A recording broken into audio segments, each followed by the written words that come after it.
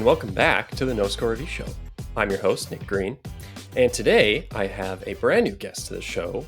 Zach Milne of Zach Milne Talks Movies on YouTube is joining me today. Zach, welcome to the show. What's going on? Thanks for having me, man. Very excited to be here. I'm excited to have you. Today we are reviewing Guardians of the Galaxy Volume 3, the latest entry in the MCU. We're 2 movies of 3 in, I think, for this year in terms of MCU entries. I think we only have the Marvels left, right, in terms of movies. I think so. The Marvels, and then I can't. I can't think of another one that comes out. I know there's shows that comes out, but we've got like Secret Invasion and Loki season 2. I think is still happening this year. Yeah. That's right. We had Ant-Man. I forgot about Ant-Man. Yeah. You're right. Yeah, 2 out of 3. I was like, isn't there one more? Yeah, you're right. Yeah, it came out in February, which is not very normal for Marvel. It kind of came and went like really fast, though. Yeah, totally. For sure. But yeah, we're here to review Guardians of the Galaxy Volume 3. The first little bit of this review will be spoiler-free, so don't worry about any plot details getting leaked early on. We'll do an explicit spoiler warning before we get into the nitty-gritty with our highlights and lowlights. But for now, we'll just jump into our general thoughts and maybe some of our expectations going in. Zach, do you want to kick things off? Yeah, I mean, expectations going in were huge. Very big. I didn't see it till Saturday. Just so it worked out. So I'm on Twitter. I see them on Twitter. Was raving about right. I was seeing best MCU movie ever, top 3, best this, best that. I was like, holy crap! And then you had James Gunn, who like for the since the movie went into production, he's like, oh, this is the final one with the Guardians. It's going to be emotional. It's heartbreaking. A story. There was so many expectations. I was expecting the Citizen Kane of Marvel, basically. I was expecting this thing, right? But in all seriousness, I was super, super excited for the movie, and for the most part, it did meet the expectations. I walked out; people were like gasping because I came out and did my theater reaction thing, and I came out and I said I was slightly disappointed while watching it, just slightly, and people were like, oh, "What? Wow!" But like slightly by that, I mean like if I wanted to 100% love it, I 97% loved it. So it's like it's still way up there, right? And to be clear, he's talking percentages, not scores. So that's right. No coming for him in the comments. No scores. I don't do those kind of scores. I either recommend it or I don't. Perfect. Yeah, I was kind of the opposite. So I got to go Thursday night, like nice. The early opening. So I was going in blind. Just as like the MCU goes overall, I've kind of just really never paid too much attention to the trailers and just like all the press stuff coming out. I'm still very like incorporated in all of the news and entertainment like releases that come out regarding these films. So it's kind of inevitable for the most part.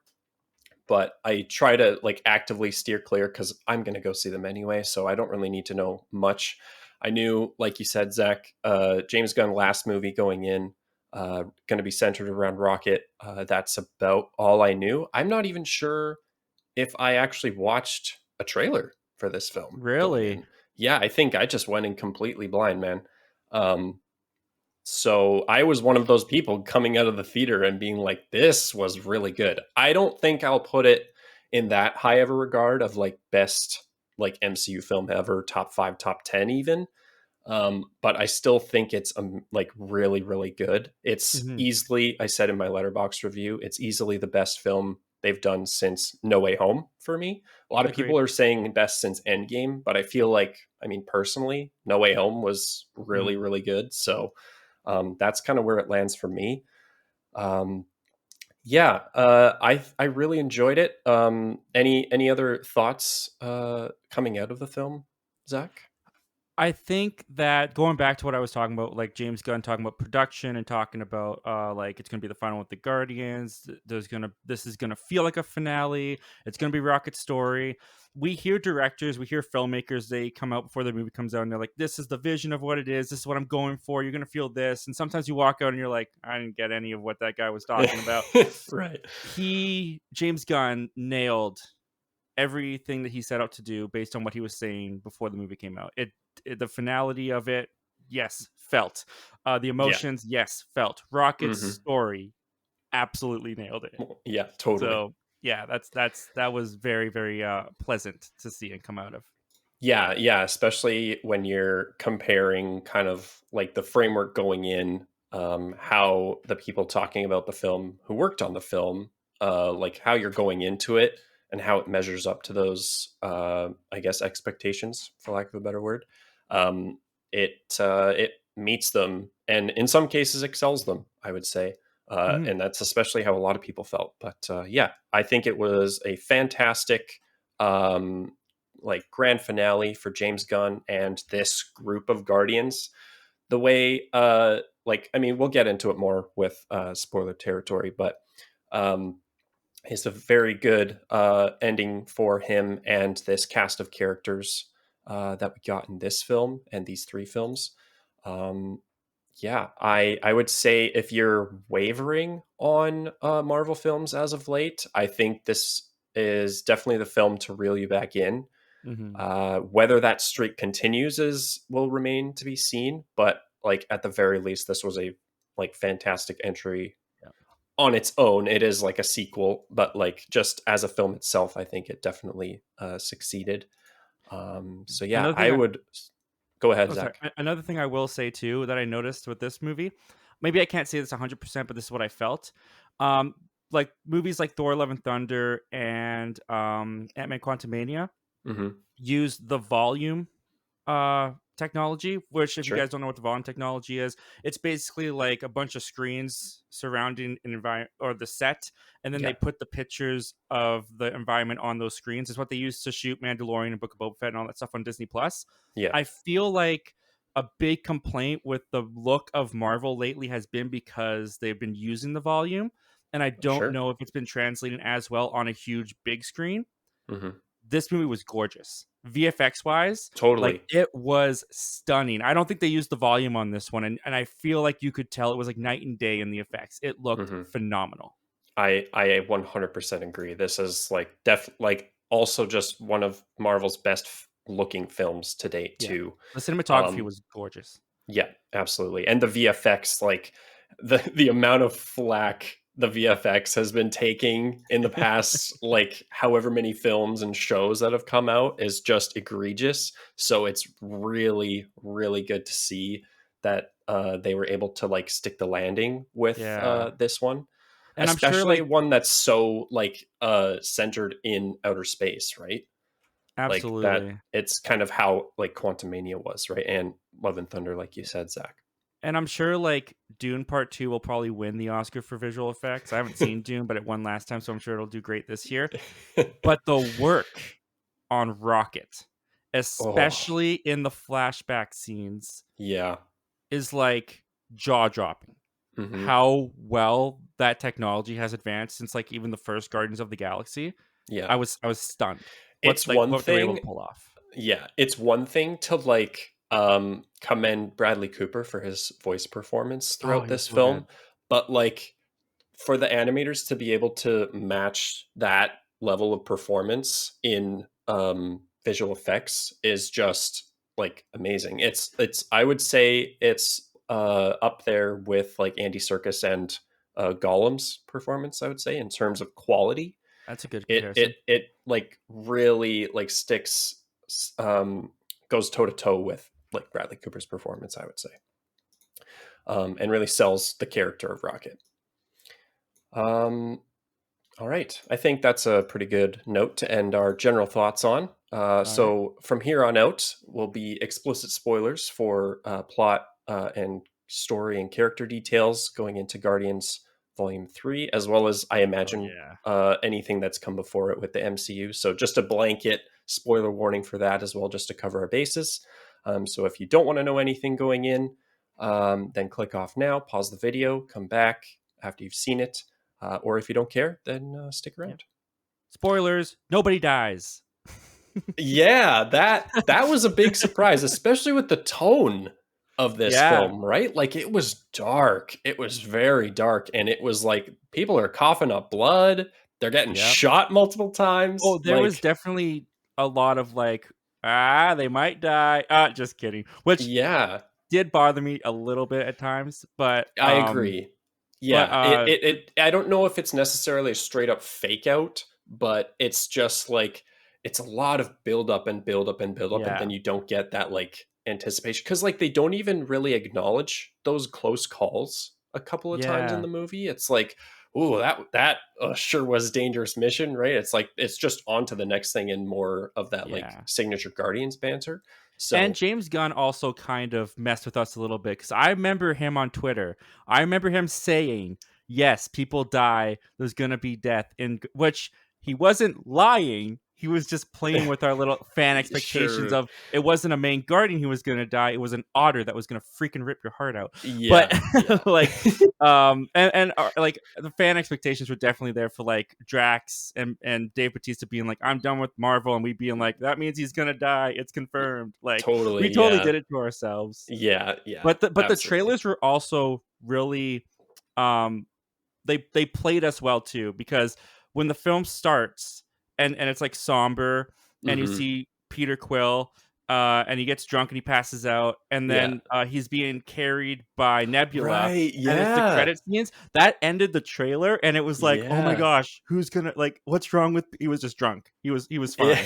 And that's when I Yeah, knew the trailer was gonna be bull crap from here on out, like totally. not to play into what the trailer was making seem so evident of what was gonna happen. Yeah. Yeah, that's a very good point. Yeah, I forgot about that shot, of, like, uh, Peter Quill being carried by who is I think Nebula is carrying him, I right? think it's Nebula. Yeah. But yeah, almost every guardian gets a near like a good like at least half of them get like a fake out death scene almost. Like Drax and Nebula get close in that Gorga Corp. What is it? Orgo Corp or something? Orgoscope, I think. Okay, yeah, Ogoscope, I think. It was hard for me to say. yeah. Something like that. Yeah, they get some close calls there, and then Peter has a close call towards the end of the film. And then Rocket kind of has two almost. Like he kind of has Yeah, like a fake out in the beginning when they get him to the table and then yeah, they get him stabilized, but then towards the end of the film when we're doing that flashback too with him and Lila, that's another one. Um yeah. Something else with the film, and this kind of ties into it, is just like the tonal shift uh upon like rewatching. I didn't have too much of a like noticeable reaction to it in the Mhm. first viewing. It might like crop up more in repeat Yeah. viewings, but So that how many tonal times have you shift, seen it? just the one so far. Just the one time. Okay. Yeah. Yeah. Um but yeah, that shift in tone might not age as nicely just because like there's so or there's some scenes where they go so dark with it and Mhm. so like depressing and heavy, and then there's some that are just this like your signature Marvel quippy banter Guardians humor, right? um Yeah. so I don't know if it like could have been adjusted in the editing room of like maybe a bunch of Rocket scenes together and not have it like as interspersed throughout the film with his flashbacks. Yeah. I still think all of those scenes work like individually. Like almost all the comedy lands, and like that's thanks to like James Gunn scripts and knowing these characters and the cast. Like their rapport has been built up for how many years now. They just understand these characters, so it fits way better. And they kind of coined this like witty banter, like the signature Marvel humor nowadays that every character seems to have. Um, in each of their films, but it still Yeah. works really well for the Guardians themselves, I found. For sure. Um, I felt the tone, what you're talking about with the tone a little bit. Because there was times where it was like, Drax can't sit on a couch. yeah, That author just got shot in the back. yeah, Like there was definitely like different stuff that was going on. yeah, But more so, while I did have like some issues at times with the tone, I can't deny that like James Gunn was the conductor and we were his choir and he was just absolutely, playing like he was playing us like a fiddle. for Like sure, he knew exactly what emotions he wanted to emote out of us, and he was just hitting them every time. So absolutely. it was really masterful in that way. Yeah, I still, yeah, like I said, I still think a lot of like these scenes worked, and like whether it came down to how it was laid out in the editing room, or even like in regards to like some of the death fake outs. I wonder if like when Gunn went to Disney and Feige and presented this story, they're like, we kind of already have some plans for these characters down the road, so you might not be able to Yeah. kill them. So he might have had to work around that, which isn't surprising considering how far in advance they plan these things nowadays. Um, but considering those circumstances, if those were the circumstances, I still, like you said, thought it was masterfully done. Yeah. Well, we definitely Um, know they have plans for one of them to return at least. yeah, exactly. That And was kind of interesting. honestly, the most shocking, arguably, like, I mean, it was Rocket's story, so you'd think he would be done for sure. But even that post credit scene was, I think Rocket and Groot will continue. I don't yeah, know if I don't know if Sean Gunn and I'm pretty sure Adam Warlock will be back too. yeah, In the new Guardians, I'm sure we'll see them again. But like when they, I mean, we're getting ahead of ourselves a little bit. But when they put up at the end like Star Lord or the legendary Star Lord will return, my yeah. theater was dead quiet, and I just go, "Huh, interesting," and everyone just laughed at me because I was not. I honestly wasn't expecting it. It was kind Yeah, of was like, "Huh, really?" I guess yeah. that makes sense. Chris Pratt probably really likes the role, I guess, but Sure. Well, and they might have like plans for like Secret Wars down the line. They needed Peter Quill on yeah. Earth maybe for some reason in a few movies, but who knows. Um Speaking of Adam Warlock, I think this is probably uh one of the lowlights, I would say, arguably for me, is, and this kind of just goes back to what we've been kind of saying the whole time of like, I still really liked, so Will Poulter did a fantastic job. I thought Yep. he was great in that role. He really excelled with what he was given in that script. But I honestly think he could have been replaced by like anybody. Oh, Like they could, easily. yeah.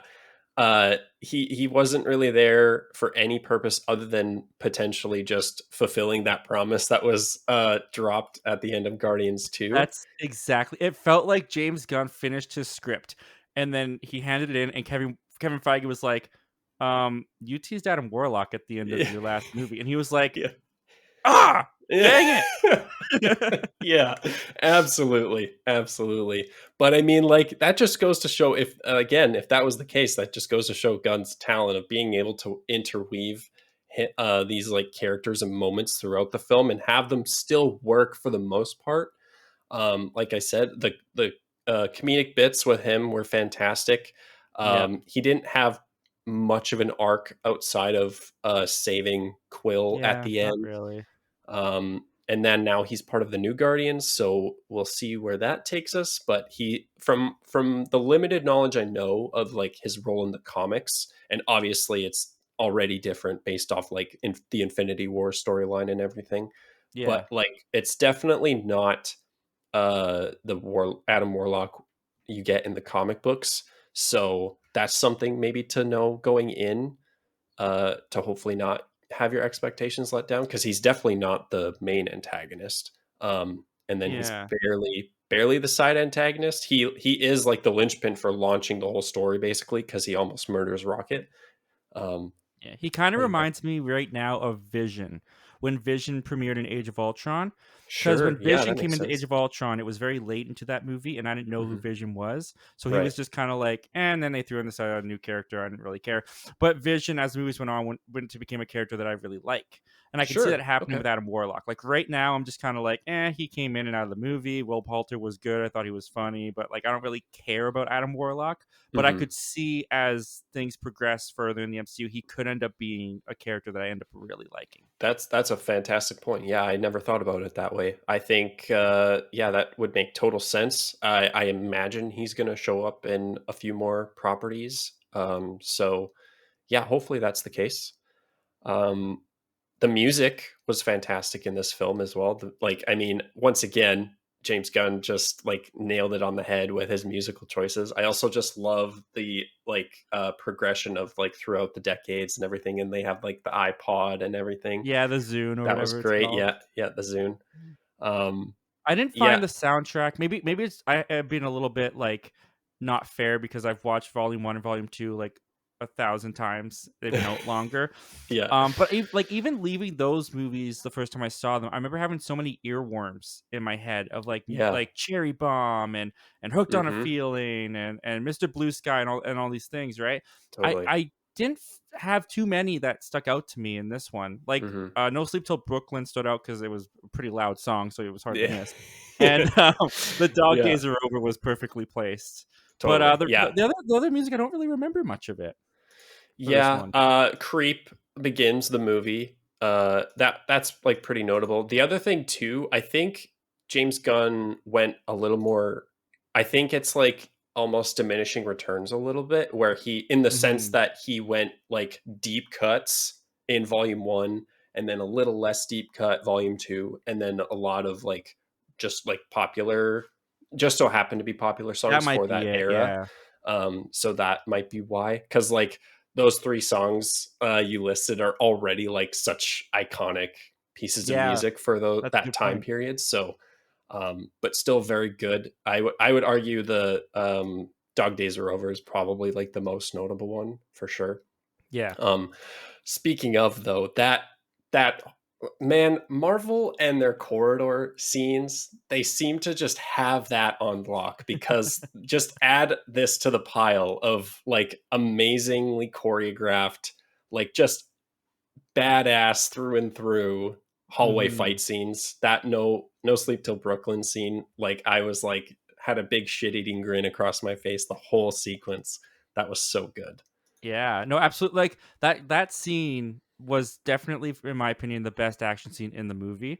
But that was another thing Absolutely. that I heard going into the movie, like all over Twitter and people's reviews and stuff, was like the best action in the MCU. And I was watching the movie and I was like, did we forget about the Civil War airport scene? Did we forget about Endgame? Did we like it? Like, yes, the action was good, but I wouldn't say this was the best action in the Well, MCU and just to personally. add to that, it's like that was kind of the only big notable action sequence Kind in the of, yeah. film. Like there wasn't a ton, like kind of the first, or like in the first act when Adam Warlock shows up in nowhere, the Guardians are fighting him all over.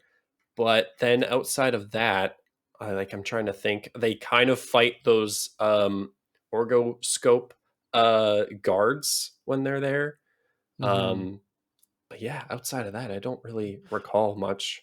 Uh, Which, I mean, I know we're jumping around so much. I'm sorry yeah, if yeah, yeah. I've messed up your No, your that's okay. scripture. But going There's not back, really much continuity. We're jumping perfect. wherever we want. But going back to the beginning of the film, how abrupt was that attack from Adam Oh Warlock on man, yeah, Rocket? Like, totally. I'm not saying like this is how it should have been written or whatever, but like traditionally, or like what I would have expected is like um catching up with the Guardians and then cutting to like Aisha. If you don't know who Aisha is, because you probably don't, it's the gold lady from Volume 2. She actually Right? has a Yes. name. Um, Even I forgot. I'm like, yeah, hang on. I'm such a nerd. Her name's Aisha, and like you'd think that there'd be like a thing with like High Evolutionary, like breaking him out of his cocoon or something. For those Right, that right. missed Volume Two's end credit or post credit sequence, and then Catching like people up. Yeah. like telling him to go after this target, and then you would cut back to the Guardians, and all of a sudden you find out the target's Rocket or hmm something. I was expecting something more of a setup like that, but no, Yeah, he just it's flew very in. He abrupt. just Yeah, flies in and takes the guy through a yeah. bunch The of Guardians are buildings, just and I was like, minding their "Holy own crap!" business. Yeah. Yeah, that's yeah, it's a very it's interesting from like when you look at it, like the Guardians don't have much agency until they have to kind of come together and like save one of their own Mm-hmm. again.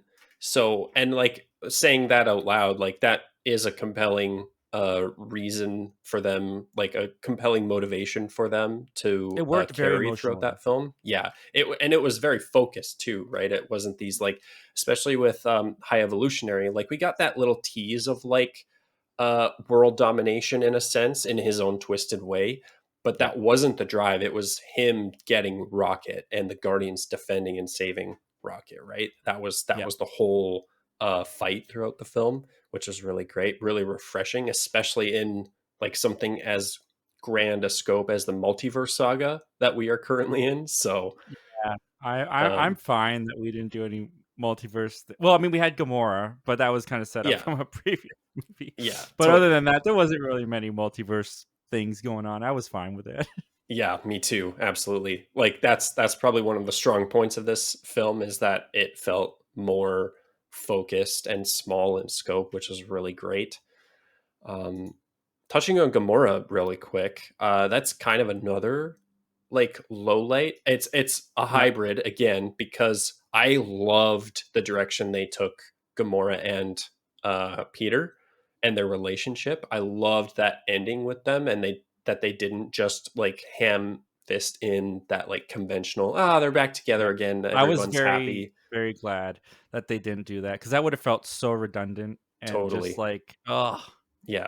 I'm I never really care about or cared about the Peter and Gamora relationship to begin with. To be honest with you, like, really yeah, interesting. like volume 1 and volume 2, like I get it. She's hot and Peter likes her, and she's like, ah, no, I don't like your Earth music or whatever. Yeah. But like when they were in Infinity Wars, when they were finally together, and then I was like, yeah, they're fine together. And then she died, and I was like, yeah, Yeah. that's fine I with me. maybe it was just me. So like the will they won't they in volume 1 and 2 was what it was for the most part. But Yeah, I it's think not what it I think about when I think about the Guardians. sure, for sure. Yeah, I agree there. But I think Infinity War is where they sold me because that scene Mhm. on I think it's in Nowhere because they're going to get the reality Yes, stone. That scene on no like the last time I watched Infinity War, man, that broke me. I was a mess in that scene. Like maybe they just acted the shit out of that scene. So that props scene's to so them. underrated. Like That Chris yeah, Pratt's performance in that scene is so with the teared it's up, and he's so still good. like kind of making like the joke through the tears. Like that Yeah, scene is phenomenal. And yet, I will admit, like in Infinity War, that's when I did care the most about the relationship when they were for together. sure. But it was so short. You know what I mean? Like it Yeah, wasn't that long. So when she is like, when Peter's like, I just want you back. I'm like, yeah, I get why your character would. I'm just not really. I just don't really care. sure. Yeah. We You know haven't what I we mean? haven't seen enough of it for us to be fully convinced. That Yeah, makes sense. yeah. I still really loved the like that dynamic of like her being really cold to him throughout the film, and then he's like kind of bashing her too for being such a dick. Yeah, But most of all, I loved that ending with them. They decided to just like be friends, go their own ways. Peter is yeah. going to learn to swim on his own. I really liked that A really analogy. bad analogy. That was another thing though, like two things. We'll come back to Gamora in a minute. But like going back to like the fake out deaths, Hmm. on Orgo scope or whatever it's called, Yeah, Drax gets shot like in the front, like with this like blaster, yeah, and yeah. then he gets shot again in the back, and it's treated Hmm. like this really dire thing, like just slow The motion, music and goes he like yeah, swell. and he has to be Yeah, like carried by Nebula and Mantis back to the ship, and then they get back to the ship, and then he's just fine, and he walks up to Peter and talks about yeah, some lily pads. I was yeah. like, oh, I guess, He's I fine. guess you're good. Yeah. Yeah, that was one of those things where it's like, okay, this is interesting. It's kind of how I felt as well with Civil War. Civil War has a very serious tone. And like Hmm. going into it too, a lot of that like hype gets built up. But like I was expecting someone to die in Civil War, right? Yeah, there's always someone's gonna die. Rumors going around, or Yeah, yeah, expectations, or theories, and then yeah. they usually don't. Yeah. But like not even like Rhodey, this is a rant a little bit, mini rant. Rhodey like loses the ability to walk and then by the end of the film he's fine again. So it's like, okay, well, there's doesn't seem to be Got any those stakes robotic then. legs. Yeah. Yeah, thanks Stark Tech. But Um like going back to Gamora, Gamora was my biggest question mark going into the movie. mhm. Uh because I honestly I love this, like earlier when I said I don't care. I do care that Gamora died in Infinity War. It was one of the Right. most heartbreaking scenes in that movie for me. And I love the way that it was done for that movie. Mhm. Like in terms of what needed to happen for Thanos' motivation and Thanos' story in that movie made sense that he would have to kill Gamora, and it was heartbreaking and Mhm. devastating. And then they brought it back in Endgame, and I could just feel James Gunn going, "Oh my gosh." Yeah. Like, Mhm. "Oh no, what do I do?" So like I was like that too. I was like, "Oh no, James, what do you do?" Yeah. I didn't know how he was going to handle it, and she was my biggest hurdle for the movie going in, and she ended up being my like the weakest part for me. Mhm. Um I feel like I understand how James Gunn was trying to attach it to Peter's character, Peter's loss of Gamora, and pining for her once again, or being mad at her for being different. Yeah. Um, but you really only get that on Orgoscope.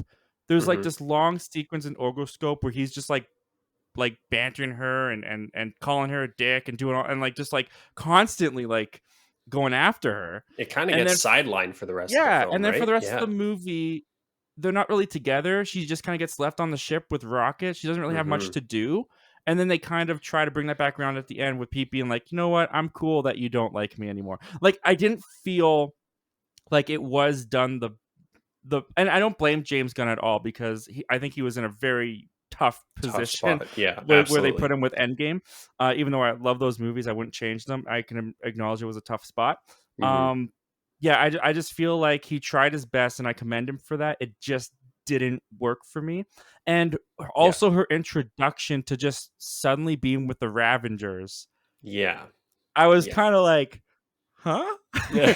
I didn't.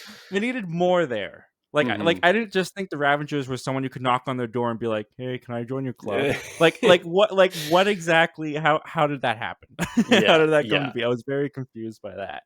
Totally. It like as you were talking about that, it made me think like, and of course, endless possibilities. Like hindsight is 2020, right? We can be like, oh well, I would have done it this way. Yeah, It's like it begs the question of uh like Gamora could have almost easily not been in the movie at all. Like when yeah. you She divorce it easily could from have been. like her like being around now in the universe again, like I think it probably could have worked. It could have connected back to like Peter's like drinking problem that was kind of set up in the beginning of the film, right? Yeah, they He didn't could really have do much just with been that mopey later the on. whole film, right? You didn't really need Gamora around to have that arc take place. It would have just been a slight tweak. Um, but I mean, Zoe Saldana is great. I still think, for the most part, it was like well executed for what it was, right? Yeah. Um, Yeah. but No, yeah, definitely I one of definitely the don't want to come across like I could have done it. Like I would have no idea what to do with Gamora. Like totally, yeah, I'd be like you. I'd probably just be like, I'll just leave her out. But I can see why they wouldn't do that because this is the last one with all these Guardians. She yeah, was at the start with them. She obviously they sure, want her to finish with them. So I understand why they'd want her and why she would want to be in the movie. yeah, It just yeah, I just I felt like making her part of the Ravengers felt safe and kind of like I'll just do this and then no explanation. It was just like sure, it's fine now.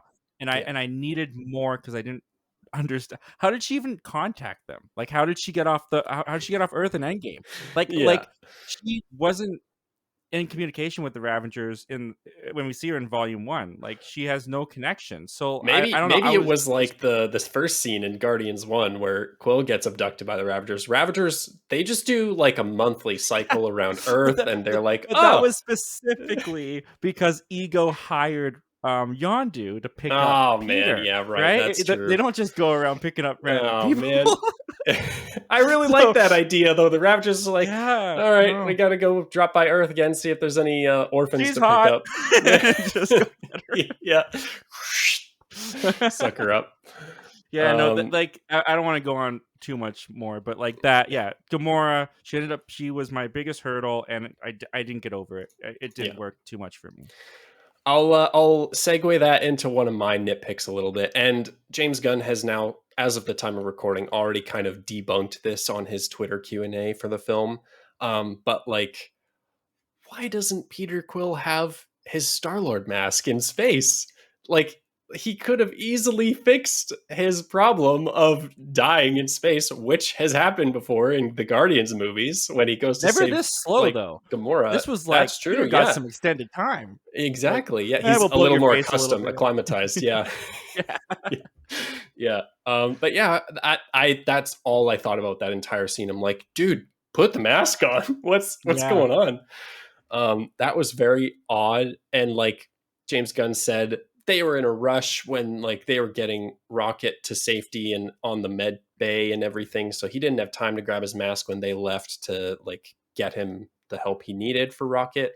I can buy that. So all right, fine, fair enough. And it gave something, or it gave Adam Warlock something to do in the Yeah, movie, he if gave him nothing else. something to do. But yeah, that was a funny little nitpick. Did you have any other highlights or lowlights you wanted to get out there, Zach, at all? I feel like we should move on to the highlights because I don't want to be too, because I did like this movie. Like Sure. like Yeah. some people think I didn't because I've kind of been focusing a little bit more on like some mixed things because non-spoiler reviews are hard to do. But I Sure. really did like the movie. But one last little nitpick that I'll talk about, and then we can probably move on to the highlights. There was a couple times in the movie where I did feel like they broke their own rules, Sure. Okay. or that the movies in the past had set up. Mm-hmm. There's near the in the third act when they're flying towards the high evolutionary's ship. Mm-hmm. Gamora and Star Lord are in this spaceship, and they're Okay. flying towards it. And then Adam Warlock crashes through the windows, and the Right. windows are just open, and they Mm-hmm. were fine. And Yeah. I was like, shouldn't you be like getting sucked out? Shouldn't you be freezing up? The windows are open. You are in Oh yeah, they're like space. in outer space, right? Yeah, In that part? they're in Yeah, outer yeah, space and the windows are smashed open. yeah. And I was just kind of like, yeah, so you Huh. guys, I don't think a seatbelt's gonna help you right now, No. Peter. Like, No. Yeah, that's that's so funny. They have that tiny little oversight. yeah, Um, but the movie was good, so let's talk about the good. yeah, we criticize these films because we're such big fans, and we love Yes. to like just get into the nitty gritty and be like, oh, this was great. This could have been a little better, but we just love talking about it. So that's where these nitpicks and critiques come from at the end of And the we're day. benefited by the fact that we didn't have the hassle of thinking up these things. We just get to make Exactly. fun of them. Exactly. No, Yeah. seriously, We James get the Gunn, easy job. yeah, we totally like. In all seriousness, James Gunn, the cast, the crew. This was a really, really good movie. They did a really good job with it. So, Yeah. yeah, let's get into the good of this movie. For sure. Yeah. What did you want to start with, Zach, for highlights? I think let's dive into Rocket's flashback story, man. Sure, man. Because Yeah. oh man, was that ever effective? Oh, well, it's a little ironic that we're starting with Rocket's thing in the highlights because it is not a highlight at all. That yeah, okay, I can see what you mean there. That It's a is highlight in the worst depressing. way possible. I also, before we get too deep, I also just want to highlight too, pun intended, the fact that some people have been coming out of this film being like they did not need to go that far with the like animal cruelty and stuff. So like if you're this deep into this review by now and you still haven't seen it, if you're sensitive to like animal cruelty and animals being put in danger or dangerous situations, then just at least know that going in. Mhm. I didn't personally have too much of a problem with it, Yeah. but yeah, just something to know going in, I think. But yeah, man, it was Yeah. so good. I mean, like jumping a little bit, not going in order. The scene when Lila gets shot and like Bradley Cooper's scream, like his The heart scream is what wrenching, did it for me. blood curdling scream, man. Mhm. Holy It crap, was it that was was rough. it was okay, first I was a little confused. I had to ask my wife who I saw it with what exactly happened because at the or yeah, near the beginning when they're examining Rocket, they Mhm. mention that he has a kill switch in Right, yeah, him, yeah. right? That the High Revolutionary put a kill switch in him. And so when Lila kind of died, I thought he had activated the kill switch. I did Mm, not realize that she had been shot. okay. So I kind of had that moment like Rocket where I was like, what's going on? And then as she fell and you saw the life leave her eyes, it was that pause that Rocket had before Yeah. he screamed, where he like realized what had happened. I was kind of Mhm. with him on that. I was like, Yeah. oh crap, she's dead. Like Yeah. it was kind of jaw dropping, which it shouldn't have Yeah. been because they weren't in Guardians Volume 1, Volume 2, or the rest of this movie, No, and they're and in that just goes flashbacks. to show So, how great a job James Gunn did, like, getting yeah. us to care for these characters, and, like, the, like, morbid side when you first meet them, it's like, "Oh, man, they are, like, kinda screwed up." especially like Floor was the worst for me. I don't know if it was the spider legs or what, Kind but of looked like he belonged in Sid's room from Toy Story. that's exactly what I thought. Yeah, I was right there with you. Yeah.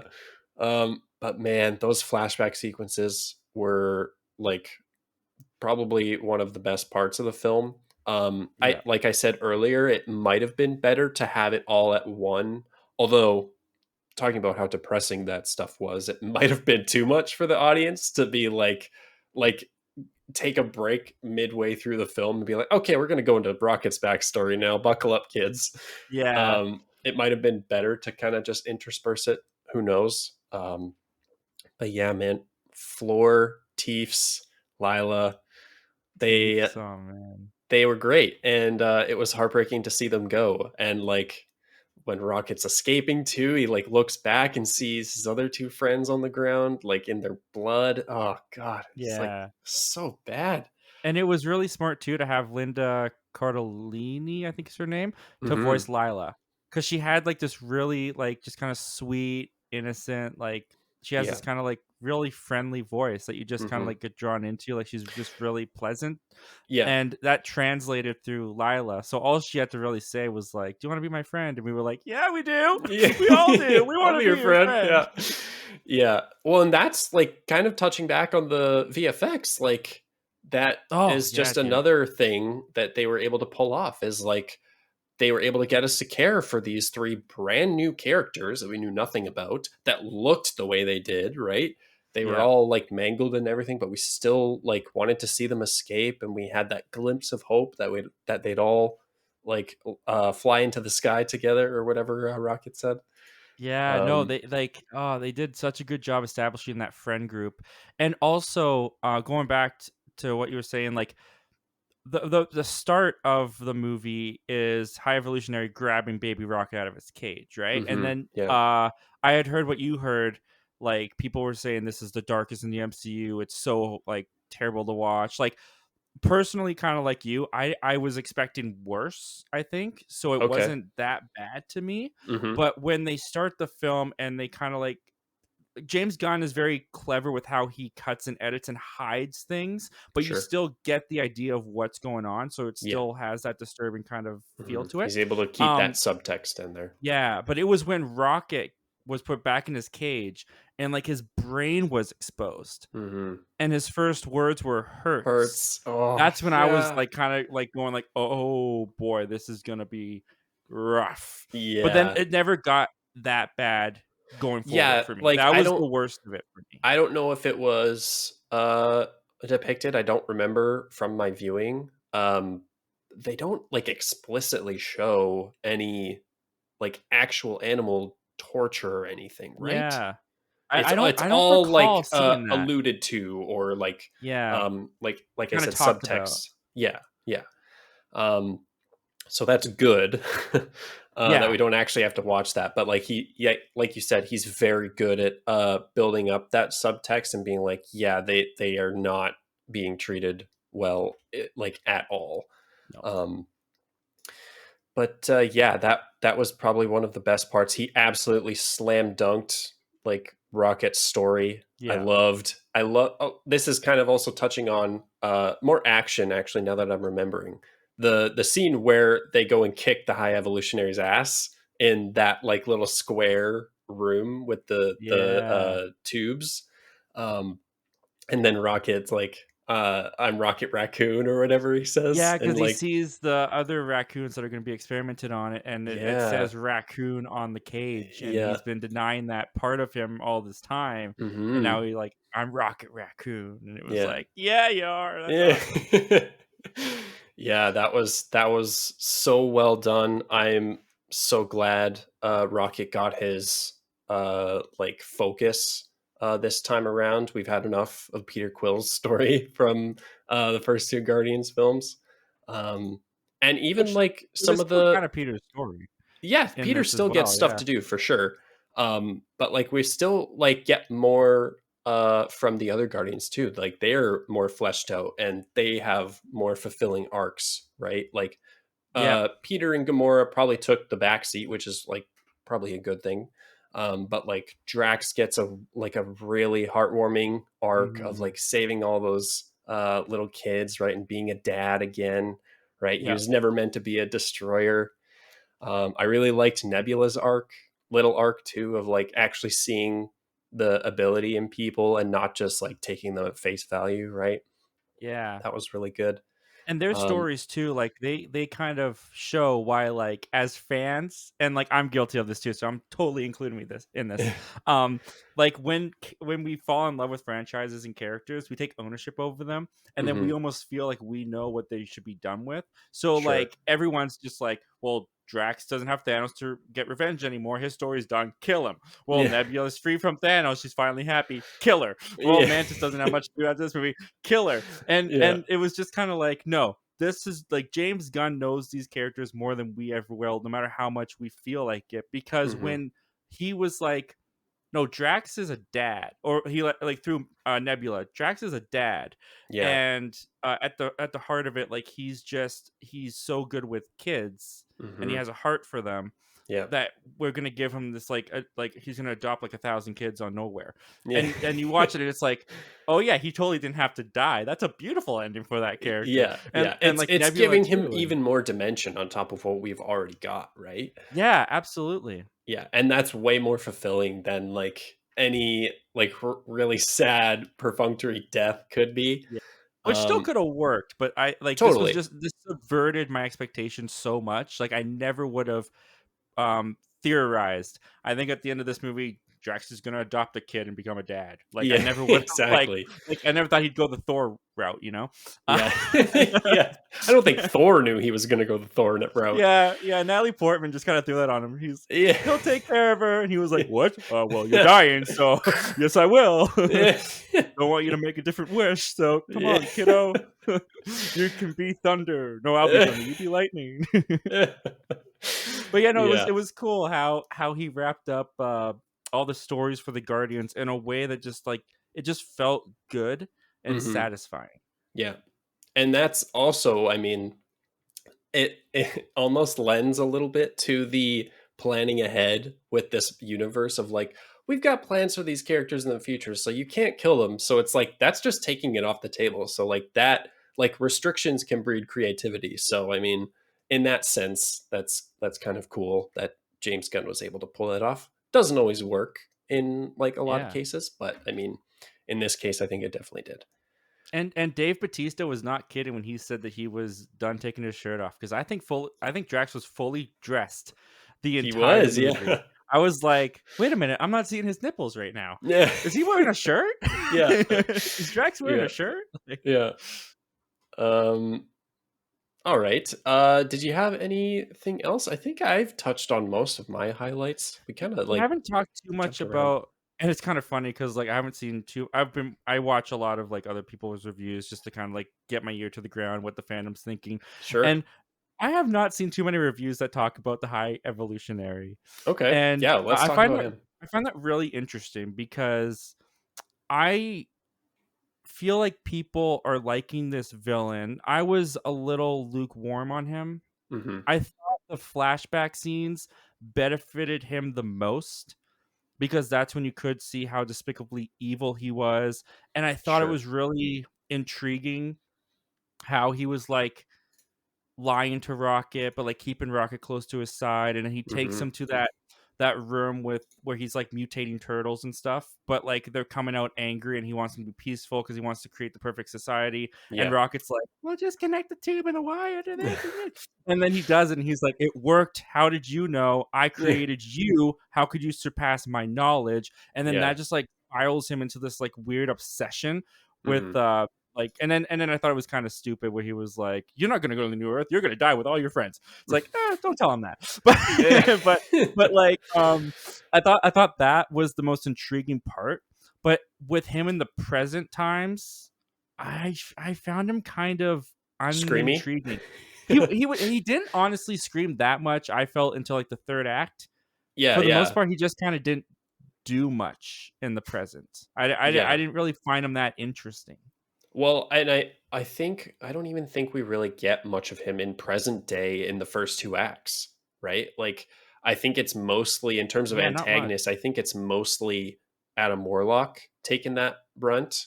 And Yeah. then like peripheral antagonistic forces, like orgoscope or whatever, being like the opposition and the hurdles they have to get over. And then we actually get present day high evolutionary on Yeah. counter Earth in the last stack.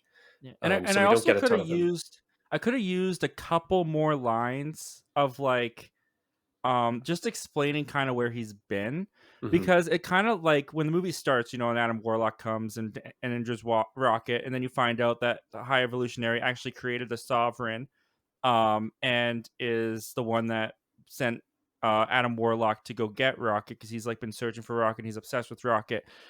Rocket's been a guardian of the galaxy Oof. for 15 years, maybe, at this point, Uh, because there's a 5-year jump. Because in oh, like 2014 in is universe, both, you mean? yeah, 2014 is both Guardians and Guardians Volume 2. And then you Right. get to 2018 is still Infinity War. And then they jump 5 years. So they Right. were in, and so now it's yeah, so it's about 10 years. Let's say 10 years. Let's round it to Hmm. 10. Um, he hasn't really been hiding, you know. Yeah, Rocket, that's he's been true. around. He's pretty well known. Um, so I don't understand why the High Evolutionary just kind of now was like, oh, get him. Yeah, yeah. Well, especially when he seemingly came to that realization when he had Rocket in his possession Yeah, still, he right? was Like he so was like, obsessed. "You're smarter than me." Yeah, but then he just And kind of and it sat on also, that. it could have been fixed a little bit. I don't know how you would have done it, but this just came to my mind. I haven't thought too much about it. But it could have been fixed a little bit if like he had thought Rocket had died with the rest of his friends. If there was some kind of like faking of death that played out. But Yep. Rocket clearly escaped. He saw him fly off in a ship. Oh, right. Yeah, yeah, After yeah. shred, oh my goodness, dude, when he jumped on his face Oh, and was just like yeah. shredding his face, that was Yeah. intense. That was That was crazy. insane. I mean, like, it still requires explanation, but like he could have, like, the snap could have played into that somehow. Maybe evolutionary was gone for at least 5 of those years. Maybe he got snapped away.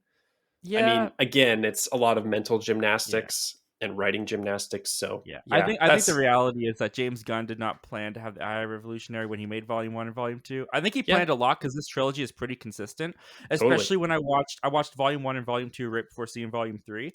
Oh, And okay. one thing that James Gunn said in an interview, I think it was on Variety, I can't remember. He said in his mind this is Rocket's story, the Yeah. whole trilogy. And watching Volume 1, Volume 2, and then going to Volume 3, it totally plays through. Like, Oh, cool. it feels planned. Like, there's little things that are mentioned from Rocket, not even little things, just, like, mentions from Rocket throughout Volume 1 and Volume 2 Yeah. that, like, have so much more context now after Volume Nice. 3, and they fit together so well. That's Which very cool. I love when trilogies can do that, and it feels Yeah. consistent in that way. But I'm sure the High Evolutionary and his obsession with Rocket was not part of that plan. Yeah. Well, especially like the comment about the trilogy thing, especially a trilogy that is part of a bigger thing, right? Like Yeah, trilogies in like the 80s and 90s are different from like some trilogies nowadays, especially the things like incorporated into these grander universes. yeah, So that's really cool to hear that there's some semblance of a through line unique to that trilogy yeah. that plays out. I'm And I'm excited sure to there rewatch those films now. Oh yeah, dude, they're so good. And there is a version of this film that we'll never see where it's like I wonder what his plan would have been if Infinity War and Endgame hadn't happened. If he hadn't had to worry about Gamora's death. If he Yeah. had if that cuz like as much as I love those movies as I've mentioned, they did throw a wrench. And we talked about that a little bit earlier Yeah. already. But like I do wonder like how it would have played out in the end if that Hmm. hadn't like what was his original end goal for Gamora and Peter, like what it he made it work so well. I do not envy the guy at all for the task Yeah. that he had, and Hmm. yeah, he killed it. But I am kind of curious. I would love to talk to him one day and be like, what would you have done if Gamora was still alive? Like that would have been Yeah. really interesting. Totally. I agree. Yeah. High evolutionary was it could have been good. Like just touching on that again really quickly. I think you could have given him a little bit more dimension if maybe he like leaned into uh like maybe he just went down a path of pride, and like he's like, Rocket escaped. I'm gonna do this on my own. I don't need him, right? Yeah. And then he just like festered in that mind state for like 10 years or whatever, and then he finally like broke. Maybe that could have been a That would really have worked. compelling like direction to go.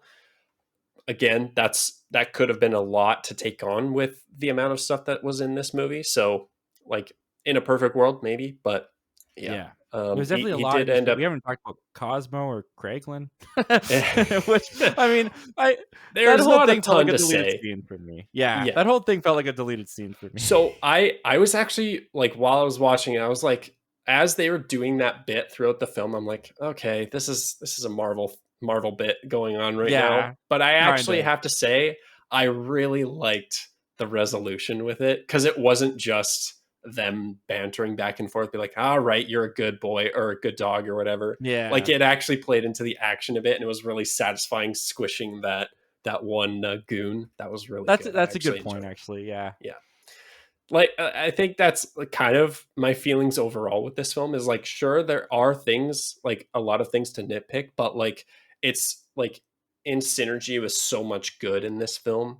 And I think yeah, that just stems from James Gunn's knowledge and like care for these characters, and the cast being on point with their performances, and then also just the VFX and like choreography and set pieces yeah. being pretty like on par, if not like higher than, for this film. So Did you yeah. cry? Oh, I was so close, man. I was so Oh, you got close like close. 3 times. I was so this might be a little bit TMI. Um, I love I it. like I pride myself on being able to hold my bladder throughout films, and I usually don't like have to go pee during films. Like I'm pretty good at like keeping the tank empty, but like probably until the like start of the third act is like, okay, we're kind of running on fumes here, trying to hold out. And then I'm like, but I just do not want to miss a second of this, man. So like, I think I want to kind of lean on that crutch a little bit of like, I think some of the emotional beats didn't quite stick for me, because I was kind of like, don't be, don't be, don't be, don't be. So what I'm hearing is that liquid didn't come out of your eyes, but maybe somewhere. Yeah, yeah. Yeah, yeah. No, I didn't that's let the fair. tears out, so they just accumulated in my whole body. No, dude, this movie was long. This was a It two and a was half hour long long, movie, yeah, and I felt at times the length. It was a little bit too long. for But sure. I cried. I cried. I Yeah, got man. really close with Lila's death. Like I Yeah, got choked up there and absolutely. welled up a bit. That and Lila and Rocket's reunion in like the afterlife or whatever, or like the purgatory, Yeah. or like, yeah, limbo or whatever. That I think is the one that was like, oh man, I'm so close to crying. Those don't usually do it for me too much because I do feel like it's a little cliched. We've seen it in a bunch of like Sure. Harry Yeah. Potter has done it. Yeah, yeah, Deadpool yeah. 2 even did it, you know, like but yeah, that was definitely the way that it was used was definitely very touching, but I didn't get close to crying there. Where I cried though was, can you guess where I cried? I want to see if you can guess it. Oh man. Was it or not Gamora? Was it Nebula's reaction to Rocket being alive? No, but that's a good guess actually. No, that wasn't it. I Um loved that part. That was like one of my best. Her like stuttering of breath. I was like, oh man, she cares. yeah, it was done really well. And I It also was. like someone on Twitter's kind of put it into an even more powerful context for me. Because Nebula and Rocket were the only ones who survived for the 5 years, I right? thought about that too, man. So they Oh were like really close. I liked yeah, that. man. Oh, and also at the I'll get to where I cried in just one sec. Yeah, we're But just tangent on tangent. oh, it's just there's so much to say. But at the end when they're all disbanding, Yes. and Groot says, "I love you guys." Yeah. Did you see? I think it was James Gunn on. I think it was James Gunn. Said it might have actually just been a fan theory, but basically it was like for the first time we're hearing Groot as the Guardians hear him. Yeah. He's still That saying, "I am I Groot." thought that too. I had like a split second. I'm like, hang on, he knows more. It's like, no, it's like we're part of the family. It's like we know what he's saying now, right? Yeah, it Yeah, was really cool. No, it okay, was so very good. where I cried, I okay, so I'll set this up. Since 2014, when the Guardians came out, I'm really compassionate for people, and when people get hurt or bad things happen to them, kind of Sure. thing. And this is something I haven't heard too many people talk about. But I felt so awful for Star Lord's grandpa in the Oh, first film, wow. Okay. because you think about this man, right? His daughter has just died. Yeah. The last thing that she has said to him is that your grandpa will take care of you, Peter. He's just got custody of his grandson. Uh, Loves him, right? His mom's dying, so he doesn't want his grandson to see him. He pulls him out and says, "Just wait here," right? mhm. Turns his back. His son's gone for 34 years. It's just gone, Oh. right? Because he gets abducted, right? So I'm like, is Oh, anyone checking dude. up on Grandpa? Like Yeah. when I was like since 2014, that's always been Uh, something like it was so bad for Peter's grandpa. oh, And then in man. Endgame, I thought there might have been a chance because Peter's on Earth fighting Thanos in Oh, Endgame, right? okay. I Yeah, was like, yeah. oh crap, they're gonna have Peter walk up to his grandpa's door. It's gonna be amazing. This is perfect. Yeah. Then they never did it. Yeah. And then in this movie, when Mantis goes up to Peter and they're in the spaceship, and she's like, "What about your family back on Earth? You had a grandpa." Like I was like, "Oh, are Is they this it? gonna? Are they gonna?" Yeah. And then when I saw Peter walking on the streets to the house, I was like, "Oh my gosh, Yeah. it's happening! 9 years in the making, it's happening!" And it was the look on the grandpa. Also, it was the same actor, which was awesome. Yeah. It was the look on the grandpa's face when he immediately recognized Peter and Mhm. just like embraced him, Yeah. He, like like, streams. stumbles out of his seat too. Yeah. He's like, "Peter." Oh my That goodness. It must have was hit like you like a truck, man. Oh, it was like literally James Gunn was like, "Oh, okay, we'll make Zach's dreams come true Yeah. then." Like it was amazing. It was everything I wanted. The end credit scene where they're sitting at the breakfast table, I could have taken or leaving, Yeah, but sure. that was just like that was the perfect way to end that movie for me personally. Like That's I awesome, man. loved it. That's It so got me. cool to hear, like, such because, like, I mean, personally, I love that scene still, but it was very much just like, yeah, it's like this. We're wrapping everything up. We're resolving things, storylines, and all that. But yeah, that's so cool to hear, like, such a like not as significant maybe to like in the grander scope of things. It made such an impact with you. That's awesome. Yeah, So and you said like that was one. What was the other one?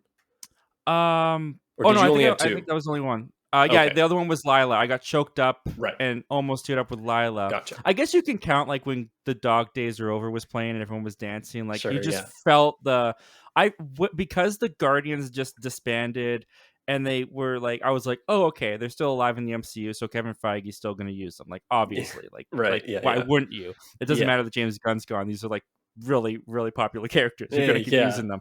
It Yeah. felt more like a finale to James Gunn in the MCU for me Yeah. than it did the Guardians at I that point. agree.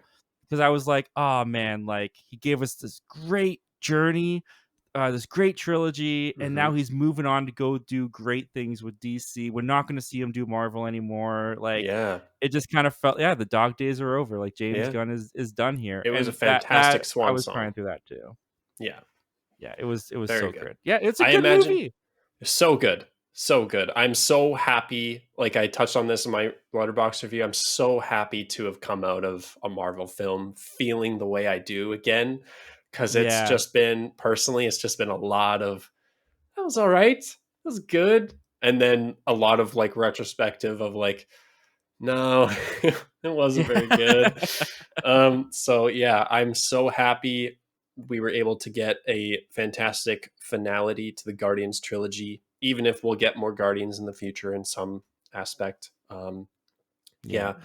Can So I ask you yeah, one more thing before absolutely. I don't know if we're Yes, wrapping up or please. not, but I want to ask you this. Uh, Funniest line or funniest bit in the movie for you, the one that made you laugh the most? Oh man, it's so hard to pick with movies like this where they're just like quip central sometimes. Um, oh, dude, you might have to go first while I think. Yeah. I'm not sure. I don't know if like this stuck out to anyone else, but I cracked up. When Peter was talking about his grandpa and said like, "What? He's probably like 97 by now. People don't like people die at like 50 or whatever." And Mantis was like, "They die at 50? What's the point of even being born? Are Yeah. you gonna die soon, Peter?" And it's just like this pause, and No. Chris Pratt goes, I'm not 50. But it was also like this because Peter like left Earth when he was like 9 maybe, Yeah, so like he still has that kid perspective of like, yeah, when adults are old they're like 50 is old, like yeah, 50 yeah, is when you die, right? So I yeah. kind of liked how that played into his character, and also I just thought it was really funny. I burst out laughing. That's great. I'm not 50. Yeah. I really liked. I'm gonna do kind of a twofer. But I really liked the interaction between um Adam Warlock and what's his mom's name? Aisha. Aisha. I love the interrogation scene between them when she's like, show them like Oh yeah, that we mean business or whatever, and then he incinerates her. just fries the guy. Yeah. Yeah, I don't remember the specific like words they say, but that whole interaction was hilarious to me. And then it was like on the ship. I think it might have been close to that part with Mantis and Star Lord, but they're talking about like who's what was it? Oh, it was the nuts. The nuts Oh, that Drax nuts. had is like, can I have a nut? Or what if I wanted a nut or something? Is like, they're all gone. And then he takes one The more. Zorg nuts, I think they're called. Zorg nuts. Yeah. Yeah, yeah, yeah. That was good. That was really funny. Um, all right. Did you say you've seen it multiple times or No, just the only one? once. Just the Yeah. one. Okay, cool. I want to see it again though, but I I don't know if I'm gonna make it out. I think I might go see it again, and if only because my girlfriend didn't get to go with me the first time around, so I'd be happy to go with her again. And she's also Yeah. like very like emotional, and she brings that out in me. So maybe like with any luck, I'll be a puddle of tears the second time around. Anytime the flashbacks came on, my wife grabbed my hand so tight. Like every time. Oh, that's funny. All right. One pro and one con before we wrap things up. One pro and one Yeah, con for you. I think the major pro has just gotta be like the finale of it all. It was a really good finale. It felt like a I mean, I know it was like a movie finale, but it felt like a really good series finale. Sure. Like you know, like where it's like, yeah, they could do a reboot down the Hmm. line of this series, but it just felt really satisfying. Hmm. And I feel like that is the biggest pro for me coming out of the movie, is just like what James Gunn set out to do, bringing the finality, telling Rocket's story. He did it in like aces, and it just felt so good. And then the con is just, yeah, there was just a couple things in the story that I thought was a little clunky. I could have used a little bit more explanation for. Felt kind of safe and just kind of rushed. Gamora, we talked about her a lot. Yeah. I don't know. I wish that the character itself, Gamora, also had like a better end. Like, I mean, Sure. she died, so it's not great. But this Gamora like found the Ravagers as her family and stuff, which is sweet. I just wish that I had gone on a journey with this Gamora as well. It just kind of felt flat for me. That Yeah. would be, say, for a con. Yeah, that makes sense. Yeah, my con I think is probably just the complete not redundancy. What's the word? Uh it- R- Adam Warlock was just not really necessary in this film. Mm, So that like it just he was fine, but it just didn't it'll be maybe a good groundwork to lay, but ultimately it didn't play much. It didn't hinder, luckily, much of the story. He played in when he needed to, but yeah, it was kind of more of an afterthought, I think, probably.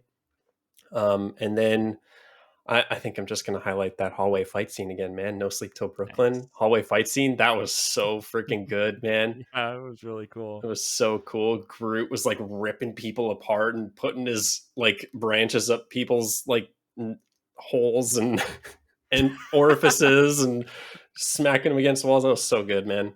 Groot was cool in this movie. Like, Groot he was did some really stuff I cool. didn't know Groot could do, like kaiju Groot when he got Oh to the yeah, counter yeah, that Earth. That was was so kind of good. cool. Yeah, yeah. Awesome. I think I'll be so bold as to say this will be a recommendation from both of us. Oh yeah, I If definitely recommend it. Yeah. If you were, like I said, if you were wavering on Marvel, this is a great time to jump back in. The Guardians have a excellent conclusion to their story. Rocket gets a very, very good story in this film. And yeah, it some of that signature Marvel humor and stuff is still there, but I think it still really works to these Hmm. characters. Um, so yeah, that's a recommendation from us. Zach, thank you so much for joining me this episode of the No Score Review Show. Where can the people find you? Yeah, well, first, thanks for having me on, man. Like, you reached out, you didn't have to do that, so all the thanks come from me, man. This was so much fun. And yeah, you can find me at Zach Milne Talks Movies on YouTube. If you just type that into the search bar, I'm pretty sure I'll pop up. And Sure. then I'm at Milne Movies on Twitter. And I do have a letterbox whenever I remember to check in on it. Zach Milne Talks Movies, basically on all the platforms. You can find me there. We talk about movies. We do live shows every Wednesday, going over the movie news and just having fun talking movies. So if you want to join the Perfect. community, come on over. We're trying to hit 2,500 subscribers before the end of the year, and we'd love to have you join us. Awesome. Yeah, I stumbled upon your channel a few months back now, and I just loved the vibe you gave out. I love your approach to discussing movies and whatnot. So it was a genuine pleasure to have you on and bring you into the fold of the No Score community. So yeah, definitely go check out Zach's channel. I'll put a link to his channel in the description down below. Thanks, man. And then, do you have any other recommendations? Anything you've been playing, watching, reading, listening to? If it was music or anything, can be anything. Oh man, that's a good question. Other recommendations. I feel like you know what I saw, and this might be I don't know if this is your demographic of audience or whatever, but I saw Are You There, God? It's Me, Margaret with my wife. I know. Oh, I wasn't okay, I wasn't really planning on going either. I learned a lot about the female puberty experience. But it's a that's great. really sweet, charming little movie. My wife and I had a great time with it. If you haven't seen that one, I recommend that one. That is That was a great to nice know. one. That was on my keep an eye out for on my watch list. So I might have to go check that out. It looked intriguing. Um, and honestly, like hell yeah, I'll promote that. Like go learn more about the female puberty cycle. More knowledge is not a bad thing. Not at all. And it's the director of Edge of 17. Ooh, Yeah, so interesting. I've heard very it's a good big things coming about of Edge of age. 17 as well. Oh yeah, that's recommendation too. Edge of 17. Great. Double recommendation for my Double end. feature Edge of 17 and Are You There, God? It's Me, Margaret. There you go. Uh, awesome. All right. You can keep an eye out for me wherever you're listening to or watching this episode of the No Score Review Show. I'm on YouTube and on all your favorite podcast listening services. If you haven't checked out some of my past reviews, I've been on a Star Wars streak as of late. We got a lot of Star Wars content in the past few months of this year. I did a review on The Mandalorian season 3 a while back. I think that was my one of my latest ones. I also did, this is not really in the Star Wars or Marvel vein at all, but I also did a review on Beau is Afraid. If you want to go hear me talk about that movie, that was a trip of a I'm gonna movie. check that one out. Yeah, yeah. So I've got that coming, or I have that in the bank. I've also got more movies coming down the pipeline. And if you're also into video game let's play content, I also do a let's play channel on YouTube at No Score Plays. It's mainly an indie game channel where I do a lot of indie games and puzzle games. So if you're into that, go check that out. And then, yeah, let us know what you thought in the comments below or on Twitter about Guardians Volume 3. Did you like it? Did you not like it? Did you have as many nitpicks as us? Yeah, let us know your thoughts. We love generating the discussion on the interweb, positive discussion. And yeah, thank you all so much for watching and listening this episode. Zach, once again, thank you for joining me. And we'll see you all on the next review. Bye bye.